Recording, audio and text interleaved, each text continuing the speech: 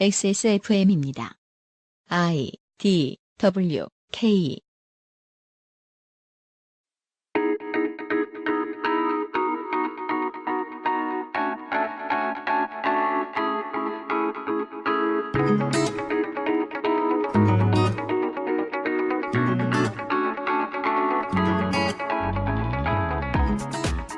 지금 들으시는 음악과 마찬가지로 배달 가능한 현대의 음식은 시대와 지역의 영향이 교차되면서 오늘의 일은 하이브리드 요리입니다. 우리는 그중에서도 가장 인기가 많은 치킨의 역사를 알아보면서 우리 혹은 나의 문화사를 짚어나갈 것입니다. 대한민국 치킨전 두 번째 시간입니다.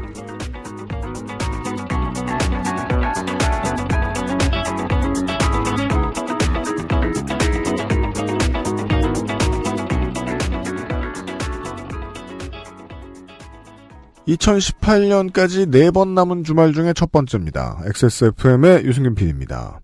그것은 알기 싫다 250회 토요일 순서를 시작합니다. 윤세민 기자가 옆에 앉아있어요. 네, 안녕하십니까. 어제까지 펑크, 그리고 오늘은 또 치킨이네요. 저희들은 사실은 지금은 밤에 녹음을 하고 있는데요. 어느 평일 밤에 네. 예, 바깥이 시커멓습니다. 그러게 여의도하고 홍대 방면이 전부 정전이 돼 있습니다, 지금. 그렇습니다.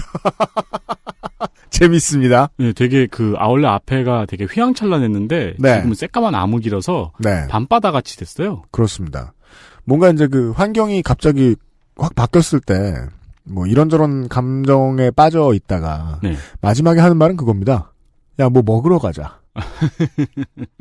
뭔가 새로운 일이 닥쳤으니까 근데 우리 녹음하다가 정전됐으면 어떡할 뻔했어요? 그니까 말이에요. 지금 여의도만 정전돼서 저희들 녹음 못할 이번 주 토요일 방송 못 만들 뻔했어요. 예. 그리고 그 전에 녹음하는 것도 다 날아가지 않나요? 그래서 기념삼아 이따 치킨이나 먹을까요? 집에 가서.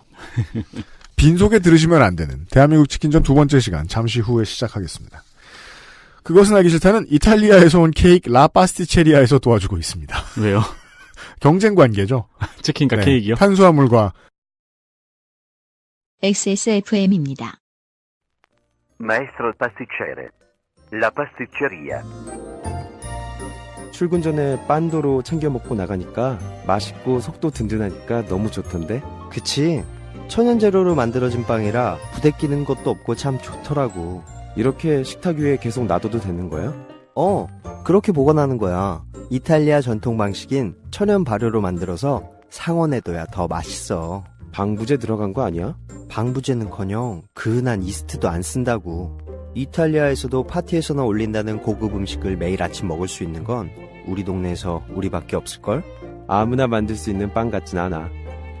당신의 식탁은 매일같이 특별한 날. 이탈리아에서 온 케이크 라 파스티체리아. 무거운 그래픽카드 혼자 끼우다 휘어집니다. 컴스테이션에 문의하십시오. 당신의 식탁은 매일같이 특별한 날. 이탈리아에서 온 케이크 라 파스티체리아. Maestro pasticcere, la pasticceria. 김상도 독점거래위원장에게 도움 말씀을 청하겠습니다. 안녕하십니까. 이번에 라파스티체리아에서 올 가을, 겨울에 선보였던 신제품들 있지 않습니까? 빤도르 위에 초콜릿 1위가 덮여져 있는. 그렇습니다. 네. 그 초콜릿을 팝니다. 네. 다크, 밀크, 화이트 이렇게 세 가지 품목이고요. 아, 그냥 이거 초콜릿이군요. 빵이 아니라. 네네네. 안 그래도 지난주에 제가 말씀드렸잖아요. 네. 모든 재료를 팔기 시작하겠다. 네. 만들어봐라. 만들어봐라. 재료는 네. 주겠다. 참고로 이 초콜릿 같은 경우에는 우리 또 장인께서 네. 보통 초콜릿 팔실 리가 없지 않습니까? 파스티체리께서 네. 이것을 커버처 초콜릿이라고 부른데요. 커버 쳐주는 초콜릿인가 봐요. 예. 네. 카카오버터 함유량이 30% 이상 들어있는 아주 고급형의 그런 초콜릿이라고 하네요. 불어로는 쿠베르티르 쇼콜라. 이태리어로 써줬으면 좋았을 텐데 어차피 다 모르겠지만. 아니 뭐 근데 네. 이런 거 적어줘봤자 제가 뭐 불어를 모르니까 네. 뭐 지나가는 말로 아무거나 갖다 붙여도 저는 네, 확인이 안 되잖아요. 네, 파스티체리의 은사님 이름도 읽기 어려웠거든요. 네, 조르지오 조르디. 기억하네? 네. 뭐, 아닌 것 같아. 예. 예. 그리고 빤도르 파넨토네 안에 들어있는 오렌지 피리라든가, 네. 뭐 크랜베리, 블루베리 이런 것도 다 같이 판다고 합니다. 진짜 일하기 싫은 거야, 내가 보기엔. 만들어볼 테면 만들어봐라. 네. 네. 자신 있어 이러시는 게 아니고 일하기 싫어서 이러시는 건 아닌가 싶기도 합니다. 그럴 수도 있고요. 네. 근데 문제가 지난주에 구매한 고객 중에 100번째 고객과 500번째 고객한테 선물을 드린다고 했잖아요. 그렇죠. 벌써 100번째 고객이 나왔다고 합니다. 아, 빵 무지하게 사시네요, 진짜. 네. 강북구에 사시는 민땡땡님에게 10만원짜리 소니 블루투스 스피커를 증정했다고 하네요. 그래서 이제 남은 것은 500번째 고객. 네, 그렇죠. 남았거든요. 예, 15만원 상당의 소니 헤드폰을 드린다고 합니다. 네. 그래서 일주일이 안 돼서 100번째 고객이 나왔다고 하면은, 다다음 주 초쯤? 예. 구매를 하면 한 500번째 걸리지 않을까. 기다리다 몰리겠다. 그 정도의 계산을 한번, 네. 예, 저는 해봅니다. 헤드폰을 기대하면서 사지 마십시오. 네. 감사합니다. 라파스티체리아도 레노버만큼은 아니지만 뭔가를 계속 풀고 있습니다. 김상조 독점거래위원장이었습니다.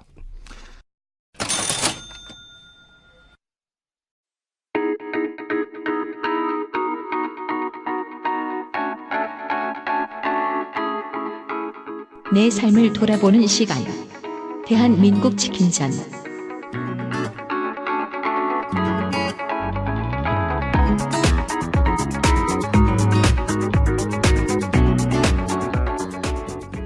(2017년 12월에) 그것은 알기 싫다의 기획 대한민국 치킨전 두 번째 시간이 시작됐습니다. 우선 정은정 농축산인을 소개를 해드리죠. 먼저 제가 하는 거예요? 네. 인사를 하세요. 네. 안녕하세요. 예, 또 일주일 만에 뵈니까 또 정신이 없어서, 예, 저는. 그 팟캐스트는 뭘 가르친 거예요? 예, 야부리? 참 저급하네요. 네. 예, 대한민국 치킨전 저자 정은정입니다. 네. 정은정 농축산 연구자와 12월에 함께하고 있습니다. 2014년 1월 말에 잠시 화제가 됐었습니다. 이태원의 한 주점에서 흑형 치킨이라는 메뉴를 팔았습니다. 양념 색깔이 좀 검은 색깔을 가지고 있었어요. 이것을 사람들이 다 지적하고 반성할 수 있는 문제인데 요즘 같았으면 자성의 소리가 더 빨리 나왔을 텐데 트위터를 쓰시던 어떤 이제 근 몇십 년째 한국에서 살고 계시다는 미국인, 제한 미국인께서 이것을 트위터에서 지적을 하면서 문제가 됐었습니다. 네. 이게 문제가 된 다음에 놀랍게도 한국적인 그 전개가 시작됩니다. 아예 그 이름을 달고 나온 프랜차이즈가 생기고 네. 몇 군데에서 서비스를 했습니다. 심지어 지금 제가 본 바로는 근처에까지 영업하는 곳들이 있었어요. 근데 이제 이게 아프리칸 아메리칸을 지칭하는 데까지는 문제가 있느냐 없느냐가 논란의 여지가 있을 수 있습니다만 진짜로 문제가 되는 건 이 아프리칸 아메리칸과 치킨을 함부로 공개 속상에서 연관짓는 것은 매우 무례한 짓이라는 겁니다. 그렇죠. 네. 그 어떤 선수가 타이거 우즈한테 초대해서 치킨 대접하고 싶다고 얘기했다가 문제가 된 적이 있었죠. 세르히오 가르시아, 스페인 사람입니다. 골프 선수였을 겁니다, 아마. 왜 그러냐면, 이 소울푸드라는 단어는, 말콤 X가 대중에 적시를 해주기 전, 그리고 그 후에 이제, 미국 문화를 대표하는 하나의 코드로서 자리를 잡은 단어가 됐는데, 한국에서 넘어온 것처럼 그냥, 어따 대고 누구의 소울푸드, 그렇게 부르던 그런 단어가 아니었어요. 지금은 그렇게 유명해졌을 수 있겠습니다만은. 흔히 미국인들이 생각하는 전통적인 소울푸드에는 프라이드 치킨만 들어있는 것이 아닙니다. 그렇죠. 딥사우스, 남부 지역에서 주로 유색인종들이 많이 먹던 그 메뉴 중에는 사실 마카로니 앤 치즈도 빠지면 안 되고, 한국엔 별로 없죠. 오크라 튀긴 것. 예. 그것도 빠지면 안 되고, 칼릿 그린이라고 하는 콩 볶은 건가요? 조린 건가요?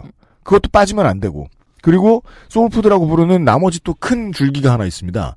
외국에서 유입된 유색인종 말고 선주민, 네이티브 아메리칸들이 먹던 식단, 또 소울푸드라고 불렀거든요. 그래서 거기에서 치킨만 딱 대놓고 얘기하면 이건 차별적인 용어가 될 수 있다는 겁니다. 그 용어 자체를 좀 생각 없이 쓰면 차별적인 용어가 될 수 있죠. 그리고 네. 그리고 흑인의 이미지를 굉장히 상징한다는 거, 헤비한 이미지로 만들어버리고 네. 일례로 그런 거예요. 한국에서 음식으로 비하하는 거에 가장 대표적인 건 홍어잖아요. 네. 전라도 사람들한테 홍어나 먹어라 이러면은 지금 난리 날 거 아니에요. 네. 맥락을 좀 같이 두면 좀 이해가 쉬우실 거예요. 그 원래는 그 문화를 대표하고 자랑스러워할 만한 대표 음식을 가지고 네. 어떤 특정한 집단, 군집을 모욕하는 데 쓰는 단어로 네. 만들었고 그걸 그냥 모르고 막 썼다. 심지어 이태원에서는 네. 그럼 뭐. 이게 첫 단어, 오늘의 첫 단어가 되겠습니다. 이 얘기는 왜 나왔을까요? 치킨 얘기하면서.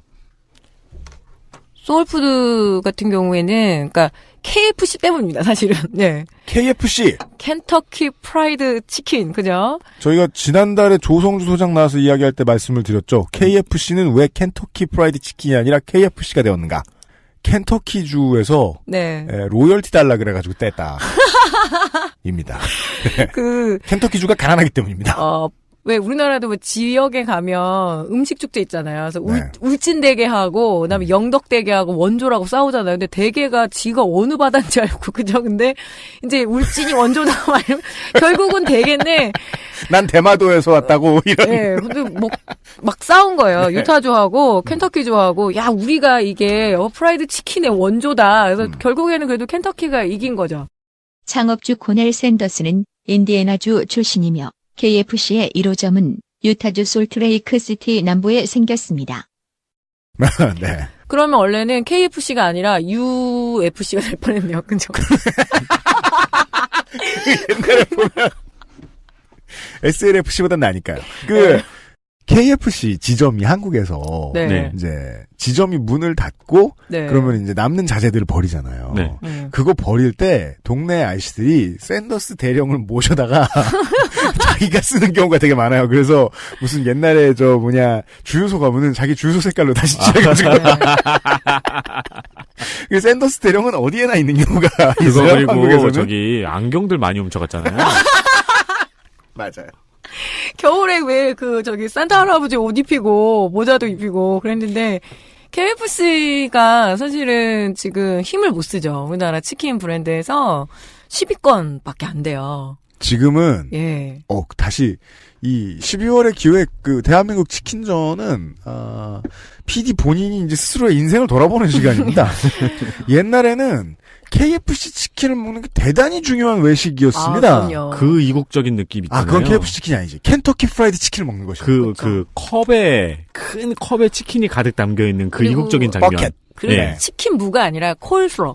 그건 진짜 예. 맛있어요. 콜슬러 그리고 비스킷. 네. 비스킷도 주고. 튀김옷도 꽤 다르고. 그 비스킷이 콘브레드잖아요. 네. 콘브레드가 전형적인 흑인들의 빵이거든요. 그래서 아침에 이렇게 미국 남부에 가면 음식 시키면 나오는 게 그거거든요. 마치 가본 것처럼 얘기하는데 저기 나오더라고요. 생생정보통에서. 알았어요. 외국 영화 진솔하시긴. 미국 과거를 다룬 영화, 특히 흑인들을 다룬 영화를 네. 보면 흑인들이 먹는 빵은 전부 다 옥수수 빵이죠. 예, 그래서 콘브레드 이미지도 있고, 그리고 아까 타이거 우즈 비하한 그런 것도 있지만, 오바마 대통령 됐을 때도, 이제, 걔네들도 막 KK 수준의 미국의, KKK. 예, 백인 우월주의자들이 유튜브인가? 이렇게 UCC를 만들었는데, 오바마 대통령이 한 손에는 치킨, 한 손에는 수박. 수박도 네, 맞아요. 예, 아프리카의 미국인을 되게 비하하는 하나의 이미지거든요. 왜냐하면 굉장히 면화나 이런 면화밭에서 일하고 막 이러면 되게 힘들고 땀이 많이 나니까 수분을 보충하는 걸로는 수박이 최고잖아요. 그래서 네. 수박을 먹으면 당연히 노예. 이런 이미지를 굉장히 많이 드러내기 때문에 수박이 좀 약간 그런 이미지예요. 과거 일제강점기 시대에 우리나라에서 끌려가서 강제노역 하시던 분들이 네. 배급받았던 콩찌개미 같은 거, 쌀찌개미 그렇죠. 같은 거, 네 그런 걸 가지고 지금 농담을 하는 거잖아요. 그리고 호르몬 야끼라고 해서 일본에서 곱창이요. 내장 하는 거 그것도 제일 조선인들의 음식인 거죠. 뒷골목의 음식인 거죠. 맞아요.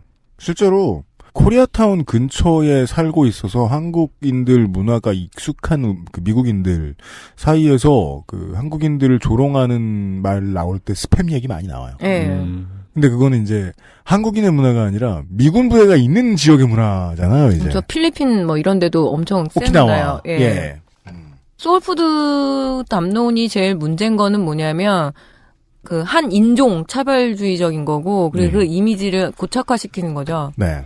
그리고 무엇보다 문제는 뭐냐면 왜 프라이드 치킨이 가장 대표적인 흑인 음식의 상징이 이렇게 되면서 문제는 뭐냐면 빤한 스토리텔링이 있어요. 백인 뭐요? 농장주가 야, 너 닭 먹어라. 그래서 자기네들은 가슴살 떼가지고 로스트, 그러니까 오븐에다가 구워서 딱 먹고 뼈만 줬다. 네, 나이프하고 칼이 아니죠. 나이프하고 포크죠. 그죠? 나이프하고 포크를 이렇게 우아하게 먹었는데 나머지 부위를 던져줘서 그거를 가져다가 고향에서 먹었던 스타일이 그냥 굉장히 강렬한 스파이스. 그러니까 양념을 되게 세게 해가지고 튀겨 먹은 게 그게 이제 흑인들의 소울푸드다 막 이렇게 얘기하는데 그거 다 생뻥이에요. 제가 오늘 그 오해를 좀 불식시키고 싶어요. 그런 게 아니라 그 당시에 사실 백인들도 닭 요리를 그렇게 자주 못 먹어요. 양계 조건이 그렇게 안 되거든요. 그리고 네. 원래 그렇게 치킨 튀겨 먹던 거는 스코틀랜드 이주민들도 자기네들 고향에서 그렇게 먹거든요. 그냥 백인 농장주들이 유일하게 그 허락한 음식이라고 해야 되나요? 그러니까 기를 수 있는, 그러니까 농장에 부속에 딸려 있는 뭐라 그러죠? 노비라고 하는 거잖아요. 사실은 네. 딸린 그냥 소유물인데, 야 니네들 닭 정도는 길러. 이런 거죠. 그러니까 사유화를 시킬 수 있는 네, 가축. 그래서 유일하게 닭을 길렀었던 거고, 그리고 이 아프리칸 미국인들도 자주 먹었던 음식은 아니에요. 크리스마스라든가 부활절이라든가 그리고 이제 그 결혼식 때 네. 이렇게 좋은 날 이제 먹었던 음식들인데 거기에는 굉장히 헤비한 이미지도 있고 막 기름에 튀기고 막 양념 강하고 그리고 우리가 먹다가 남은 거 던져준 거 먹은 거고 그래서 그 스토리텔링이 굉장히 과잉돼서 그거를 그대로 받아다 쓰고 한 거고 그렇게 많은 그 소울푸드들이 있는데 왜 유독 프라이드 치킨만 그렇게 선택했는가 하면은 이미지화 시키기가 되게 좋았어요. 이미지화 시키기 좋았다. 예, KFC가 팔만한 음식. 그러니까 이게 켄터키라는 게 다 저는 우리 어렸을 때 그 켄터키 하면 딱 어떤 이미지예요? 톰 아저씨 아니에요? 톰 아저씨. 그 켄터키하고 그 노예들이 가장 많이 끌려와서 농장에 이제 가서 강제 노동을 했던 데인데 그래서 켄터키 프라이드 치킨의 그 켄터키라는 게 이거 흑인 스타일이라는 거를 강력하게 드러내는 거죠. 그리고 그게 이제 상업화된 거고 전 세계 한 2위 정도의 프랜차이즈거든요. KFC가. 그래서 그 이미지가 확대 재생산된 면이 있어요. 그러니까 모든 언론에서 백인들이 버린 거를 먹은 게 치킨의 원조다라고 말하고 있네요. 그 다른 콘텐츠들은 그렇게 갖다가 자기네들 마음대로 가공해서 쓰고 저 이걸로 소송 걸어가지고 돈도 배상금도 받을 적도 있거든요. 네. 근데 이것만큼은 안 갖다 써요. 예. 소울푸드 원래 그런 거 아니라고. 그러니까 프라이드 치킨만이 그 흑인들의 음식이 아니고 근데 이 다른 이미지는 것도 많이 있고. 네. 그리고 이거를 굉장히 계속 재생산, 전형화 만드는 거죠. 아, 흑인들은 당연히 오빠 맨날 그 치킨 먹는 거야? 막 이렇게 되는 거죠. 그게 아니라, 예, 다양한 음식 문화가 있고, 그리고 고유의 문화가 있는데 그런 건 다 깡그리 무너뜨리고, 이제 간다라는 점에서 굉장히 인종주의적인 문제인 거죠. 그리고 뭐 이제 음식 전문가 이런 거 뭐 자처하시는 분들이 세상 어딜 가나 있으니까 그런 예. 분들이 나와가지고 설명을 해주시는 게 많이 있는데 실제로 그 음식의 민속 문화, 민속 역사는 그 원인을 규명하기 어려운 쪽이 더 많다라는 얘기를 저는 정말 많이 들었던 것 같아요. 학부 네. 시절에 역사 네. 수업 들으면서. 그러니까 예를 들어 뭐 루이지애나는 뭐 한국의 이제 뭐 미국의 남도 같은 음식 문화를 어느 정도 가지고 있는데 주로 맵고.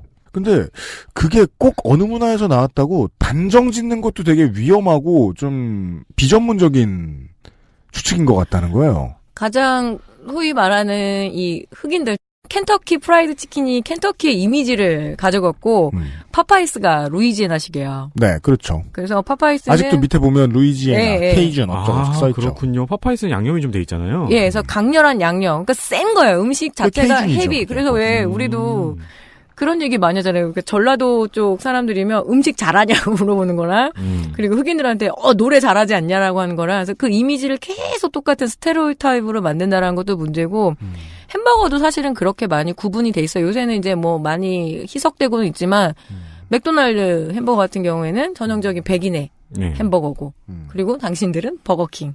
아주 짜고 달고 막 강하고 이런 이미지를 계속 재생산하는 거죠. 근데 이제 거기까지만 이야기를 들으면 이제 한 가지 오해를, 많은 사람들이 하고 있던 오해를 풀 수는 있기는 있습니다. 그리고 실제로 케이준이란 단어도 유색인종을 지칭하진 않아요. 네. 퀘벡주에 살고 있다가 이주를 해와 있다가 영국인들에 의해서 강제 이주를 당한 미국인들이거든요. 프랑스 출신 미국인.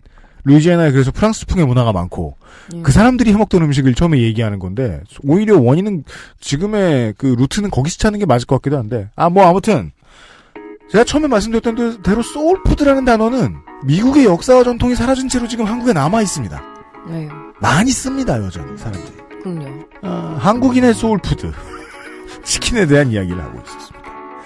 그 문제를 잠시 후에 좀 고민해보죠. 광고 듣고 돌아오죠.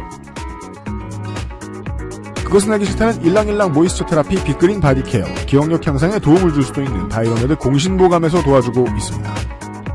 XSFM입니다.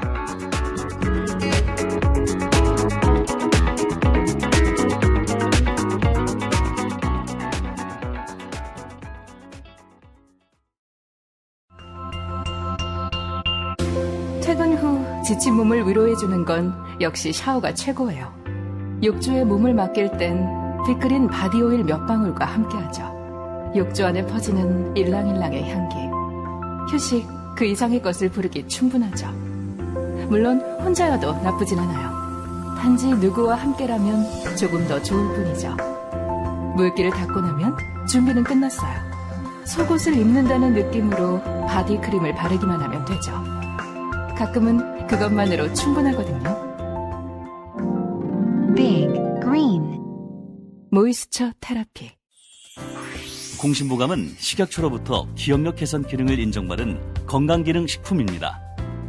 기억력이 개선된다는 것을 어떻게 알 수 있었을까요? 인체 적용 시험을 통해 공신보감을 섭취한 사람들이 기억력 개선에 도움을 받았다는 사실을 증명하였습니다. 공신보감과 함께 소중한 기억을 오랫동안 간직하세요. 공신보감이 기억력 개선에 도움을 줄 수 있습니다.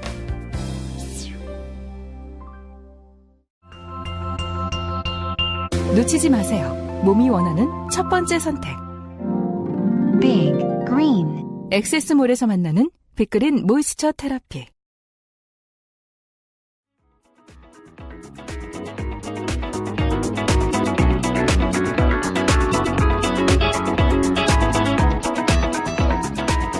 (2017년 12월에) 그것은 알기 싫다의 대한민국 치킨집. 오늘은 소울푸드의 개념에 대해서 좀 고민을 해보고 있었습니다. 정은정 농축산인과 함께하고 있습니다. 실제로 소울푸드라는 단어 아직도 많이 쓰잖아요. 한국 사람들 사이에서. 그럼요. 그리고 그 이미지가 가난과 시련과 한국인의 소울푸드 하면 대표적인 게 뭐겠어요? 부대찌개 이런 거 나옵니다. 매주 그렇죠. 꿀꿀이죽이죠. 꿀꿀이죽. 김치찌개. 네. 매주를 가지고 만든 음식들. 근데 실제로 이 소울푸드가 말 자체는 예쁜데 어떤 이미지를 계속 재생산하냐면 좀 의미가 많이 바뀌긴 했어요. 이제 내가 생각하면 행복했던 날, 그리고 영혼을 이제 진짜 불러일으킨 날인데, 사실 이 책 쓰면서 굉장히 이 작업 자체를 진행을 할 때 되게 어려웠던 게 뭐냐면, 그때 세월호 참사가 나요. 2014년 제가 막 한참 집필을 하고 있을 때. 네. 근데 충격적인 장면이 뭐였냐면, 이제 팽목항에 그 차려져 있던 피자하고 치킨. 그렇죠. 부모님들이 이제 되게 오랫동안 남은 장면이죠. 예, 그리고 그 해에 이제 그 명절 때 또 피자와 치킨이 올라옵니다. 그럼 그건 한 시대의 이제 영혼의 음식이긴 한 것 같아요. 왜냐하면 학교 갔다 와서 혹은 친구들이 집에서 모였을 때 혹은 제일 자주 먹어보는 곳은 요즘 아이들이 학원이죠. 네네. 에서 특식 생각하면 그 두 가지 메뉴 외에 다른 걸 떠올리고 싶지 않습니다. 그리고 부모님들도 함께 즐겼던 음식. 그래서 맞아요. 이거를 막 소울푸드가 나쁜 겁니다. 인종주의적인 겁니다. 이렇게 얘기할 수는 없고 어떤 시대에 맞게 이야기는 바뀌어 나가긴 해야 되는데 만약에 이제 이걸 이제 한 특정의 집단 혹은 공동체를 비하하거나 이런 거에 대해서는 큰 문제인 거죠. 그 문제를 좀 고민을 많이 하셨다. 그리고 이게 디아스포라라 그래서 네. 좀 전문 용어 나왔죠. 그 이산, 그러니까 이주 그리고 강제 이주와 연결된 이미지가 좀 많잖아요. 그러니까 원래 음식은 언제나 강제 이주와 연결돼 있죠. 그렇죠. 그래서 부산의 밀면 그리고 부대찌개, 꿀꿀이죽, 순댓국밥, 돼지국밥 이런 것들이 전쟁과 어떤 식민지와 그리고 미팔군 부대 주변에서 나와가지고 먹었던 게 부대찌개니까. 멋들어지면서 다양한 생각을 하게 되는 게 예. 세상 모든 거의 이제는 좀만 줄었습니다만 팬시해진 곳들이 많으니까 웬만한 밀면집을 가면 다 밀면에 유래가 붙어 있어요. 예, 그죠. 맞아요. 틀리지도 않아. 그래서 네. 저는 가끔 그런 생각을 해요. 진짜 원조 부대찌개라는 말을 다루려면은 네. 스팸을 한 입씩 깨물고 넣어야 되지 않을까. 그게 존슨탕 그런 이야기 많아요. 진짜로 이렇게 한 입 깨물은 게 있었다. 막 이러면서. 지난주에 유면상 PD하고 의정부에 출장 갔다 오면서 네. 의정부 부대찌개 거리를 처음 가봤어요. 네. 그렇게 어마어마한 식당들이 많은지 몰랐어요. 그리고 부대찌개를 그렇게 택배로 시켜 먹는 집이 많은지도 몰랐고 네. 갔더니 다 전쟁 때 우리 사장님 할머니 할머니가 뭘 했는가에 대해 적어놓은 집들이 꽤 많더라고. 원조집 보통 오뎅집이라고 얘기 안 하나요? 네. 예. 거기에 줄 많이 서 있을 거예요. 오뎅집이라고 말하는 이유가 써 있어요. 그 예. 오뎅이라고 붙어있는 식당에 가면. 그러니까 한국 음식이라는 게 뭐냐면 이제는 별로 의미가 없는데 그렇게 원조를 찾아서 제가 지난번 진짜 웃겼다고요. 고조 족발집도 있어요. 그래서 원조의 원조 그러니까 고조집도 있더라고요. 제가 환지지자 아니에요? 환지지자? 이제 단군 나올 때 됐습니다. 이제 그래서 창조주 나올 때 됐고요. 근데 환지지자에 의하면 그 한국의 소울푸드는 이집트에서 왔어야 돼요. 근데 음식 스토리텔링이라는 게 웃긴 게 자기도 속여요. 그러니까 그 원조집들도 자기를 그렇게 언론에서 몇 번 달아주면 그 다음 인터뷰를 그 말을 그대로 따서 똑같이 해서 계속 그게 반복되거든요. 그리고 그거를 이 방송사, 저 방송사, 종편, 신문 다 똑같이 베끼다 보니까 결국에는 그렇게 되는 거서 어떤 맛이라든가 위생이라든가 친절이라든가 이런 거가 가장 기본이거든요. 음식을 선택할 때. 근데 뒤에 스토리를 지어낸 걸 더 중요시 여긴다. 그렇죠. 그리고 뭐 거기에 이제 욕도 좀 적절하게 섞어주면. 쇼미더머니 아니야? 예, 그래서 야 좀 참아 막 이러면 이제 우와 막 나 지금 원조 할머니한테 나 욕 먹었어. 욕세례 받았어. 그래서 네네네. 그래서 요새 그게 뭐라고 저는 문제의식이냐. 그렇게 해서 먹어서 사람 안 죽으면 상관없다고 생각하는데 새로 생기는 프랜차이즈가 신스 막 1942년 막 이래요. 그래서 1400년이면. 그러니까 예, 순댓국집이 나 저거 새로 보는 브랜드인데 하는데 막 1960년대부터 뭐 30년 동안 뭐 40년 동안. 그래서 저는 가끔 그걸 보면은 사장이 태어난 땐가. 예. 그래서 뭐 거의 뭐 사업할 때 제일 많이 속이기 쉬워요. 그래서 제가 이제 50년대 LED를 네. 개발하고 가스렌지를 제일 속이기 쉬운 거죠. 음식의 어떤 본질에 닿을 때 이 과한 스토리텔링이 만들어내는 폐해가 있어요. 그러니까 지금 나 할 수 있는 게 음식점밖에 없는데 막상 갔을 때 이 프랜차이즈 설명회 가면 진짜 그렇거든요. 약간 부흥회 같아요. 그리고 뭐 막 이거 하면은 지금 뭐 월 매출이 어쩌고저쩌고 얘기하면서 하는데 이게 벌써 뭐 40년의 노하우고 어쩌고저쩌고 그러면 중요한 지적이네. 부흥회 같다. 예, 부흥회요. 완전히. 부흥회 같은 데가 또 있잖아요. 보험회사에서. 네, 비슷한 분위기겠네. 신입사원 교육 갔을 때. 그리고 이제 우리 나이 때 공동이 있잖아요. 한 번씩 그 다단계 한 번씩 끌려갔다 오지 그렇죠. 않아서 다단계 뭐 구경은 해보죠. 예, 그래서 프랜차이즈 그 설명에 다 비슷해요. 비슷하다. 네, 실패 사례 절대 얘기 안 하죠. 그건 우리가 구해줘에서 본 그 장면이란 말이에요. 네. 사장님이 백구두에 백수트를 입고 나타나가지고 아마 지금 이 방송을 들으시는 네. 분들 중에 그런 장소에 이제 직원 교육 같은 거를 다녀오신 분들이 있을 거예요. 네. 시스코 같은 은발을 하고서 네, 그러면은 똥송을 부르는 거야. 그러면은 그분들은 이거 한 번씩 해보셨을 거예요. 뭐요? 달걀 세우기. 아니 얼마나 질환 좋은 그 다단계 끌려갔다 오셔가지고. 근데 뭐 우리 때는 옥잠팡 정도 아닌가? 옥잠팡. 여러분은 기적을 일으킬 수 있습니다. 여기서 기적을 일으켜 봅시다. 이러면서 그 날달걀을 세워보라고 해요. 네. 근데 그게 잘하면 서요 원래. 아 그래요? 그런 다음에 잘해서 다들 세우잖아요. 그럼 여러분은 기적을 일으켰다고. 할 수 있다고. 네. You can do it. 네. 그러고는 막 프랜차이즈 대표는 막 달걀을 허공으로 띄우고 막 염력으로 막 2시간 동안 들고 있고 막 실제로 기적을 선보이고. 그러니까 이거는 이제 비유인데 뭔가 그런 비슷한 상황을 사람들이 집단적 모환에 휩싸여서 할 수 있게 만들어 준다는 거 아니에요. 그렇죠. 근데 그게 프랜차이즈 사장님들만 그렇게 하시는 게 아니라 우리가 음식과 관련된 프로그램들을 보면서 우리도 그런 로망에 사로잡힌다. 네. 그리고 그 시대 배경, 그게 검증되지도 않은 어떤 것, 그게 맛을 보장해주는 것도 아닌데. 맛도 보장해주지 않을 뿐더러 괜히 과하게 어떤 홍보비 그런 데에서 그 재료를 다 빼내야 될 거 아니야. 어떻게든 이득을 내려면 재료를 건드릴 수밖에 없는데 왜냐면 과하게 홍보비라는 게 홍보는 너무 중요하죠. 광고도 너무 중요한데 그게 주객전도가 된 게 한국 음식이 가장 큰 특징이에요. 아, 그렇습니까? 왜냐면 전 세계에서 이렇게 프랜차이즈화가 과하게 진행된 데가 없거든요. 그러니까 뭐 예를 들어 이게 사실은 아니겠습니다만 전지현이 들어가면 치킨무가 빠지는. 전지현 씨가 지금 BHC 치킨 그러니까 있잖아요. 전지현이 들어가면 양념이 좀 뒤로 빠져야 되는. 그러니까 전지현이 들어간 만큼. 그냥 전지현 씨가 제가 알기로는 한 정도로 알고 있어요. 그 CF 비용이. 확실치 않으니까 픽처리 나겠습니다. 예, 네. 몇 억대인데. 네. 그렇게 되면은 홍보비를 전가를 어떻게 하겠어요? 당연히 점주들한테 하거든요. 점주는 소비자한테 돌려야 되는데 소비자가를 바꿀 수는 없으니까. 예, 그러면은 자기 착취가 일어나는 거죠. 영업 그렇죠. 시간을 완전 과하게 늘린다거나. 네. 그래서 저는 그런 문제의식을 좀 가진 사람이에요. 소울푸드에서 그리고 이제 음식 스토리텔링의 문제 그리고 어떤 우리나라의 프랜차이즈들의 어떤 저열한 방식의 영업 포인트라고 할까요? 그렇게 다 연결이 되거든요. 그런 거를 이제 사람들이 옛날에는 전혀 이제 생각을 안 하려고 했는데 요즘에는 많이들 알고들 계시죠. 네. 그 올해였나요? 그 최저임금이 오르니까 네. 한 커피 프랜차이즈에서는 원자재 값을 내려줬잖아요. 네네. 네. 그런 시스템을 이제 이디야죠. 네, 이디야. 예, 이제들 많이 알고 있죠. 뭐 제가 아는 이디야 사장님은 코딱지만큼 늘었다고 얘기하던데. 네. 음식 스토리텔링이란 뻥이다. 네. 라고 정은정 농축산인이 지적을 하신다면 여기서의 이 뻥은 네. 거짓말도 담겨 있지만 네. 시장을 함부로 늘릴 수 없는 건데 늘리기 위해서 넣는 거짓말, 즉 투자 유치를 위한 거짓말. 네. 이것이 전국에 다 통했을 때 생기는 버블 네. 같은 거군요. 그렇죠. 버블 경제가 일어나는 거죠. 모든 음식 프랜차이즈구나. 그리고 음식 프랜차이즈 그리고 거기에 기생하는 먹방과 쿡방과 뭐 먹방 쿡방 뭐 뒷얘기 엄청 많잖아요. 트루마 쇼도 있고. 저도 이제 수요 미식회하고 관련이 한 번 있었거든요. 그래요? 예, 콘텐츠 탈탈 털리고 이 책 이름 한 번도 얘기 안 하고 불쾌하더라고요. 그래서 정말 이런 식으로 털어가는구나. 근데 잘못된 얘기임에도 불구하고 지금 이 방송에는 이렇게 얘기를 해줘야지만 팔린다라는 걸 알기 때문에 그렇게 가는 거죠. 그래서 우리가 지금 이제 KFC 얘기도 하고 그러면 특정 브랜드를 얘기하면 BBQ가 네. 그런 식으로 컸거든요. 어떻게 컸냐면 95년이었을 거예요. 집에서도 KFC 치킨을 드실 수 있습니다였어요. 어머, 진짜요? 네. 이렇게 귀엽게 놀라세요.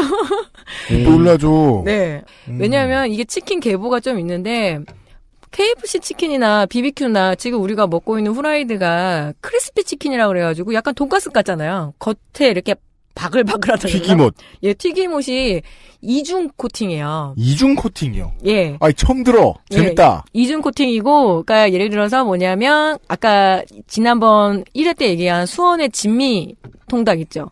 수원의 그 통닭골목 방금 물반죽 튀기려면은 그냥 반죽이 물반죽으로 돼서 한 번만 묻혀서 튀기면 그게 시장 통닭이에요. 아, 우리가 네. 그 요즘은 이제 창에 놓고 튀기는 자리가 맨 앞에 있잖아요. 네네. 식당에 보면. 네. 그래서 우리가 이제 튀김옷에 담궜다가 바로 빼는 그 모양 시장에서 예, 보던. 그게 시장 통닭이고. 그걸 물반죽이라고 하는군요. 예, 물반죽 혹은 무늬가 없다 그래서 그건 민무늬 치킨이라고 얘기를 해요. 플레인. 네, 플레인. 그죠? 네. 근데 크리스피는 뭐냐면 이게 원래 KFC가 원조예요. 네. 그래서 우리 어렸을 때 왜 KFC 가서 먹을 수 있다라는 거는 그 공간, 그 깔끔한 공간, 그리고 뭐가 있냐면 이 크리스피 치킨을 맛볼 수 있었던 거죠. 네. 크리스피는 그 물반죽에다 한 번 더 튀김가루를 묻혀서 튀겼다고 생각하시면 돼요. 그러니까 겉이 훨씬 더 바삭해서 크리스피란 말이 바삭하다는 뜻이니까 네.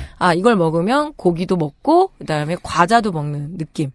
아, 그렇구나. 예, 근데 엑스트라 크리스피해요. 네. 그런데 시장 통닭을 먹으면 바로 닭과 내가 연결되는 느낌이 드는데 처음에 물었을 때 KFC는 문이 하나 더 있던 것 같네. 그러면은 얘기가 나왔으니까 말씀드리는데 그러면 흑인들이 소위 먹었던 그 소울푸드 치킨은 어떤 치킨이었을까요? 전자 아니었을까요? 그냥 바로 튀긴? 아니에요. 지금의 특정 브랜드를 얘기하자면 치킨뱅이 스타일이에요. 둘둘. 와, 어렵다. 와, 뭔지는 아는데 어렵다. 전문적이다. 치킨뱅이 둘둘, 림스 치킨, 그리고 보드람 치킨 이런 스타일이에요. 그 BDR 치킨은 제가 굉장히 좋아하긴 하는데. 예, 그죠. 닭에다가 얇게 튀김가루를 흡수시켜요. 그래서 이 압력 튀김기다 튀기는데 이 치킨들의 특징이 뭐냐면 냄새가 강해요. 우리나라는 계피 냄새가 강할 거야. 한약 냄새가 강하고 그리고 그 아프리칸계 미국인들은 자기들만의 스파이스 굉장히 그게 맛 좋은 11가지 양념 그 KFC에서 맨날 우리를 꼬셨던 옛날 광고죠. 우리만 아는. 맛 좋은 11가지 양념 이런 거잖아요. 요즘 광고에는 없습니다. 근데 그거요. 비밀이 해제가 됐어요. 아, 풀었어요? 예, 푸른 게 아니라 어떻게 풀렸는데 다들 너무 깜짝 놀랐어요. 왜요? 비법이 아니었어요. 이미 그럼요? 다 하고 있었던 방식인데 그냥 영업 콘텐츠였던 거죠. 근데 11가지 양념이라 그래서 생각해보면 내가 고등어 조림을 해도 11가지 넣는단 말이야? 한 방에 그냥 다시다 넣고 그냥 끝내시면 돼요. 아니, 그 고추장이랑 고춧가루랑 간장 들어가야 될 거 아니에요. 조청이랑. 그래서 그냥 다 깠네? 소금에다가 후추에다가 이제 이런 마늘 거였는데 그래서 그게 원래 1세대 형태예요. 그래서 엠보 치킨이라고 엠보가 뭐냐면 가죽 공법이에요. 가죽을 찍찍 늘리거든요. 그거를 이제 보통 엠보 공법이라고 그래서 그게 그대로 업자들한테 엠보 치킨이다라고 해서 요새 또 여전히 인기가 좀 있어요. 근데 그거는 우리 세대하고는 조금 먼 치킨이에요. 우리는 그런 걸 많이 안 먹어봤거든요. 그거는 1960년대, 70년대에 명동에 들락거리시던 그 화이트 칼라. 저는 방금 전에 예. 우리 세대에게는 먼치킨이에요라고 하셔가지고 짱 맛있다. 젤루 맛있다. 아무도 못 이겨. 그 말인 줄 알았어요. 먼치킨 말고요. 파. 파 치킨. 겁나 먼 치킨. Far far away. 네. 근데 그 당시에는 명동에서 치킨에다가 맥주 정도 먹을 잘 나가는 완전 잘 나가죠. 그리고 명동이 고소득. 우리나라 최초의 치킨 프랜차이즈가 림스 치킨이거든요. 네. 그게 1977년 저랑 갑이에요. 근데 그 치킨이 어디 처음 생겼냐면 명동의 황당하게도 신세계백화점 지하에 생겨요. 신세계 지하. 예. 그래서 프랜차이즈가 생기면서 그때 거기를 드나들 정도면은 아주 잘 나가시는 분들 화이트 칼라인 거죠. 왜냐면 명동 신세계 블럭은 예나 지금이나 명동 신세계 갈 일 네네. 없으면 못 들어갑니다. 그리고 뭐 네. 세시봉 문화라 그래서 청바지에다 통기타 정도 하고 다니려면 대학생들이잖아요. 네. 대학생들이면 돈이 있단 뜻이에요. 그때 조사를 해보니까 일반 제조업 노동자가 하루 종일 일을 해서 일당이 림스치킨 2마리 값도 안 돼요. 요즘 세대들은 이해 못하는 포인트예요. 대학생이 돈이 많다. 옛날에는 대학생이기 때문에 저 집은 사는구나라고 생각할 수 있었잖아요. 그렇죠. 그러니까 돈이 많아야 대학생이 될 수 있었죠. 그렇죠. 그리고 돈이 없는 집안도 대학생을 만들기 위해서 돈을 때로 써야 됐거든. 그렇죠. 그래서 보면은 한 번씩 웃긴 거예요. 그 세시봉 문화에서 막 청바지에 기타에 생맥주에 그게 청년 문화라고 하는데 그건 너희들 문화지 이러면서 그 당시에 대다수의 청년들이라고 할 수 있는 10대, 20대들이 그런 삶을 살 수가 없었잖아요. 네. 다들 공장에 가서 일했어야 됐고. 그렇죠. 근데 그 사람들이 치킨을 먹을 수가 없어요. 네. 일단은 하루에 제조업 남성 노동자 기준으로 1977년대 보면은 2,800원이야, 일당이. 근데 립스치킨이 뭐 거의 뭐 2,000원도 넘는데 그걸 어떻게 사겠어요? 지금 나 당장 급한 게 쌀 급하죠. 연탄 급하죠. 월세방 급하죠. 네. 그렇게 사기 때문에 치킨을 먹었다라는 건 그 당시 전형적인 명동이 금융가거든요. 증권. 그런 분들이 그냥 즐겼던 과거에 아주 영화롭던 시절의 음식이기 때문에 지금도 그 치킨의 명맥을 그렇게 비즈니스맨들이 추억 삼아서 유지를 하는 거고 반면에 우리 세대는 물반죽 튀김이죠. 시장 치킨. 시장 치킨. 예.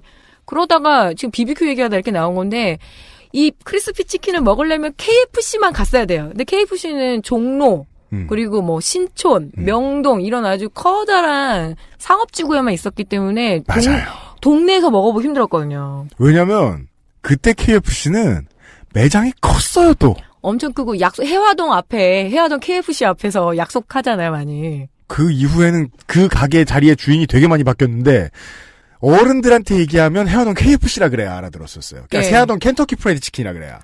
지금 마치 그거는 86년에 생겼던 그 압구정 맥도날드 1호점 같은 상징성을 가지고 있었어요. 예. 예.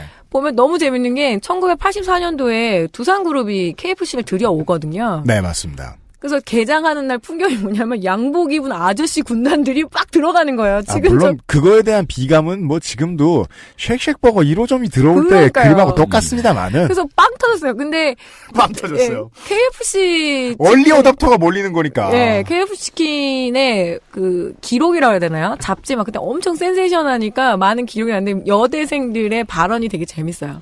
내가 드디어 한을 풀었다. 무슨 한을 풀었을까요?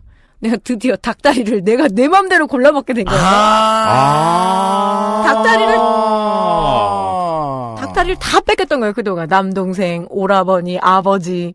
한국 사람들이 유난히 또 닭다리 좋아하잖아요. 그게 한국의 좀 특징이에요. 그러니까 웃긴 게 저는 다리 싫어해요. 저도 별로 안 좋아해요. 저는 날개 좋아하거든요. 전 싸구려라 순살을 좋아해요. 그게 네. 뭐 출처 불분명한 새끼를 좋아해요. 네. 보면 아직까지도 어르신들, 여성분들은 네. 다리 안 건드리죠. 왜 다리 안 건드리면 엄마들은 목. 언제 안 건드리시냐? 남자가 앉아있으면 안 건드리죠.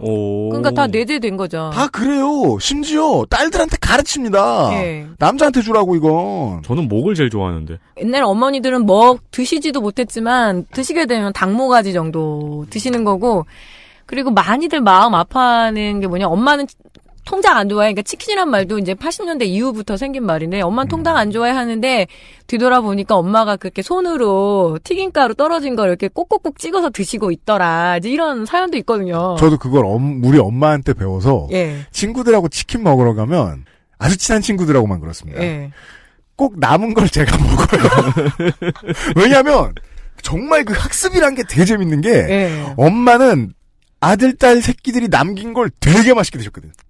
맞아요. 그래서, 그래, 저거 맛있나 보다. 저도 친한 친구들하고 남긴 걸 먹어요, 열심히. 그 닭다리에 대한 엄청난 열망이 있는 게 한국의 굉장히 큰 특징이에요.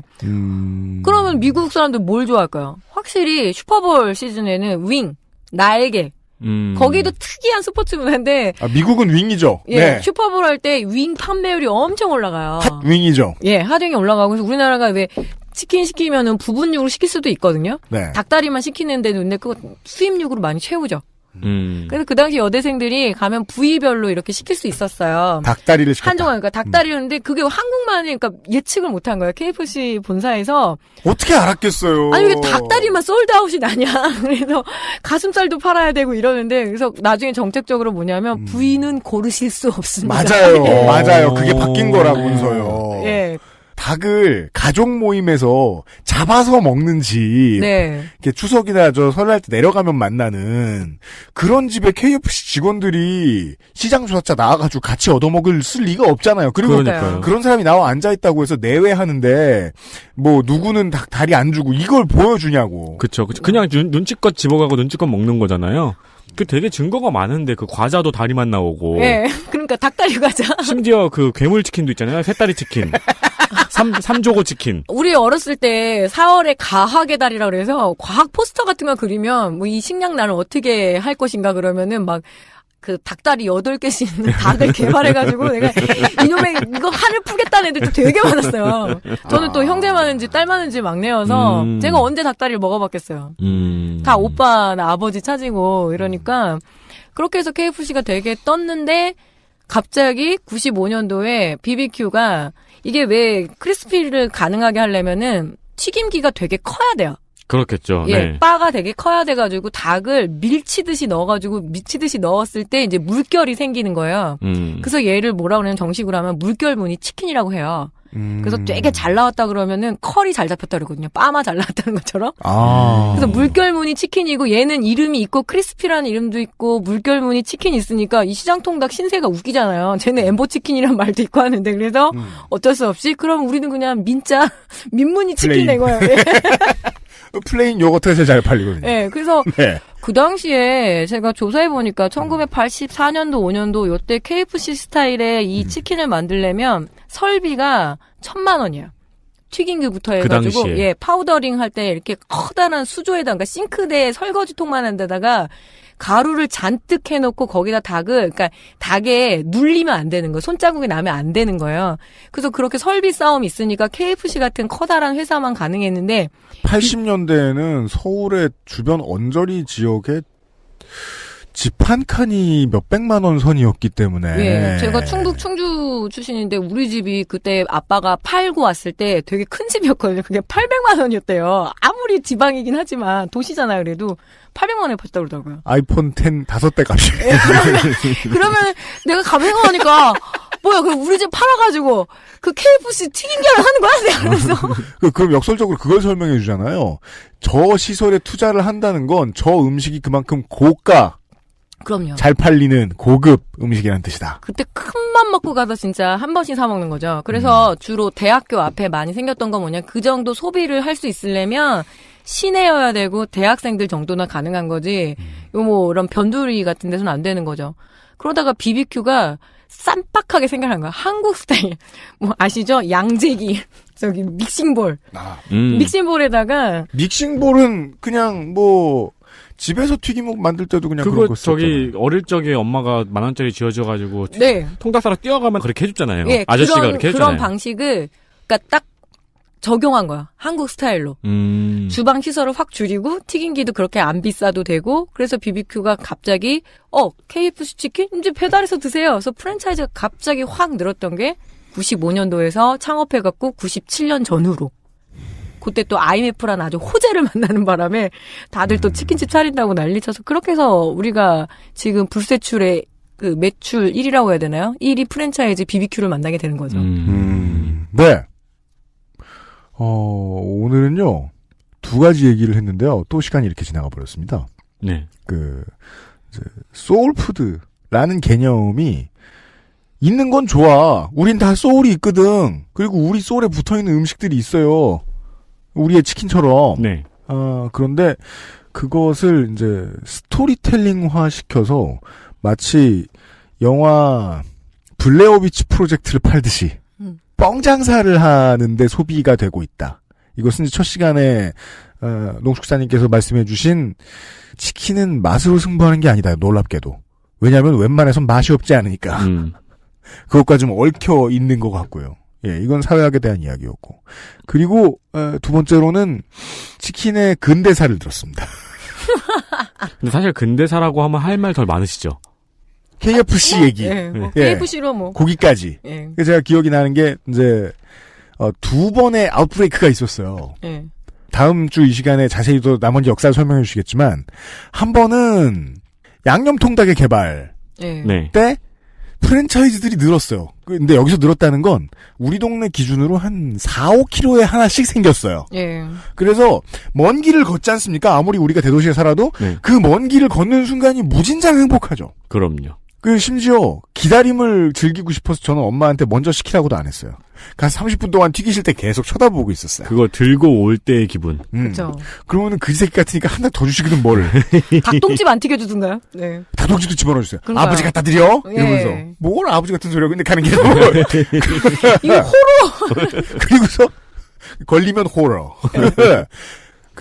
그리고서 그 두 번째는 정은정 농축산인이 설명해 주신 대로 IMF 이후였습니다. 네. 근데 IMF 이후에는 별 코드 없이 치킨집만 늘었었습니다. 기억이 나요? 그 시절부터 치킨의 개화기. 개화기. 예. 치킨 대도살 시대. 갑신정변 납니까? 치킨의 예. 갑신정변? 치킨이 갑자기 많이 죽기 시작한 시기부터 다음 주에 다시 한번 이야기를 나눠보도록 하겠습니다. 섭외할 때도 이미 전 알고 있었습니다. 어떤 걸요? 이 정도 재밌을 줄 알았어요. 알고 있었어요. 미모 때문에 섭외한 거 아니십니까? 네. 죄송합니다. 결국 그 알실의 마법이죠. 네. 개그라고 시켰는데 저거밖에 안 나오는 사람과도 이렇게 재밌는 이야기를 나눌 수 있어요.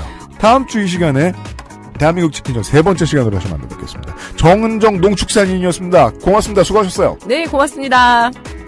수고하셨습니다. 저희는 박수 안 칩니다. 그치? 아이씨.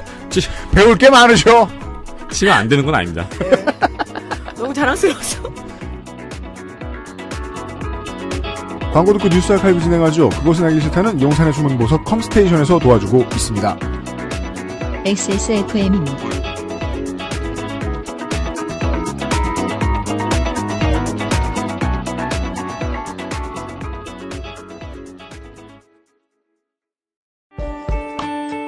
용산에 있는 사람들은 컴퓨터 전문가지 내 컴퓨팅 환경까지 전문가는 아니니까 문의하실 때 저희를 신뢰하지 않는 고객들도 많이 만나 뵙습니다. 하지만 업무, 학습, 게임을 하실 때 당신이 느끼실 답답함과 어려움은 알고 보면 CPU와 쿨러의 궁합, CPU와 메인보드의 상성, 램, 셀 레벨, 내장 사운드 카드의 드라이버 버전 등에 따라 나타나는 결과일지도 모릅니다. 혹은 펜 쿨러를 뒤집어 끼웠는데 아무도 모르고 몇 년이 흘렀을지도요. 011-892-5568로 전화 주십시오. 당신의 삶에 생각보다 많은 부분이 바뀔지도 모릅니다. 컴스테이션은 조용한 형제들과 함께합니다. 기억력 때문에 고민이신가요? 식약처로부터 기억력 개선에 도움을 줄 수 있다는 기능성을 인정받은 공심보감을 섭취하세요. 당신의 기억력 개선에 도움을 줄 수 있습니다. 공심보감과 함께라면 삶의 질이 달라집니다. 아스트랄 뉴스 기록실 뉴스 아카이브 12월 둘째 주 주말 혹은 12월 2일에서 9일까지의 얘기 같습니다. 1일에서 9일까지. 네, 맞습니다. 12월 9일은 박 씨의 탄핵 표결이 국회에서 가결된 날입니다. 뭐 박정희를 탄핵한 적은 없으니까요. 네, 박근혜 전 대통령이죠. 네, 그러네요. 그게 벌써 1년이 됐군요. 네.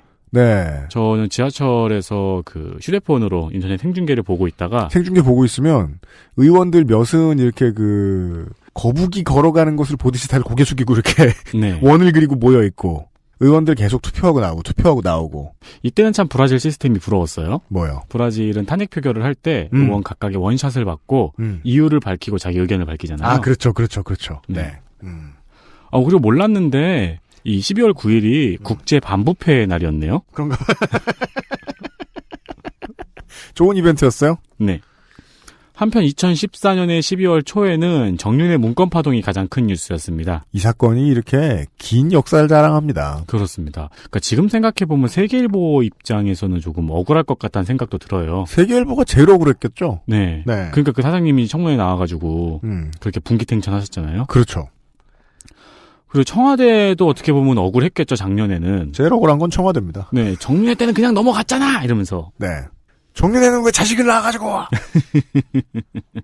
또 1941년 12월 7일에는 진주만 공습이 있었습니다. 그렇군요. 이날 입결하신 분을 찾아보면은 1928년 12월 7일에는 노엄 촘스키 선생이 태어났고요. 저는 그냥 얼른 대본을 쓱 보고서 노엄 갤러거라는 줄 알고 이 사람이 이렇게 동안이야? 이랬는데 노엄 촘스키 선생. 네, 노엄 촘스키 선생이 태어났습니다. 올해 90이시네요, 우리나라 나이로. 그렇습니다. 그리고 1980년 12월 8일 마크 체프먼이 존 레논을 총으로 쏩니다. 그게 12월 8일이군요. 네. 사건은 뭐가 있습니까? 2014년 12월 1일 사조산업의 명태자 비선인 501 오룡호가 러시아 베링해에서 자초했습니다. 배에는 한국인, 인도네시아인, 필리핀인 그리고 러시아 감독관을 포함해서 총 60명이 타고 있었고요. 이 중에서 7명을 구조하고 27명이 사망, 26명이 실종됐습니다. 네. 침몰 원인은 기상 악화 속 무리한 조업, 대응 미숙, 선사의 관리 소홀 등이 지적이 됐는데요. 사조산업에서는 부정했는데 언론에서는 배의 연령을 문제 삼기도 했습니다. 네. 이 오룡호는 1978년도에 스페인에서 건조됐고 2010년에 사조산업이 산 배였습니다. 세월호도 그렇고 스텔라데이지호도 다 노후 선박이었죠. 이번에는 또 낚싯배 사고가 났어요. 그러니까 해운 사고 소식이 계속해서 이렇게 반복해서 나옵니다. 위성권 의원 나왔을 때 국감 때 살짝 이제 지나가면서 말씀을 드렸던 적이 있었던 것 같은데요. 연령이 오래된 배는 폐기할 때 국가가 일정 정도 돈을 좀 주고 하고 그렇습니다. 보조금을 주기도 하고. 네. 근데 요게 좀 비용이 들어가서 확대가 더 돼야 되는데. 그렇죠. 네. 왜냐면은 조업용 배는 그렇게 안 하면 못 날려보내요. 처음부터 인생을 다 걸고 산 배이기 때문에 큰 업체들도 마찬가지입니다만은 도시에서 택시들한테는 그게 어느 정도 됩니다. 폐차할 때요? 네. 그러니까 택시들이 그나마 지금 먹고 살기 어려워도 차의 고장 때문에 큰 사고를 내고 그러진 않는 거거든요. 배들이 그렇게 되자면 세금이 좀 필요했을 겁니다. 할 겁니다. 그 다음도 배 사고예요? 네, 2007년 12월 7일 소식입니다. 이게 딱 10년 됐군요. 그렇습니다. 허베이 스피리토 원유 유출 사고라고 하면 잘 모르시는 분들이 많죠. 그죠. 2007년 12월 7일 태안에서 일어났던 기름 유출 사고입니다. 그때도 그런 얘기 많이 했어요.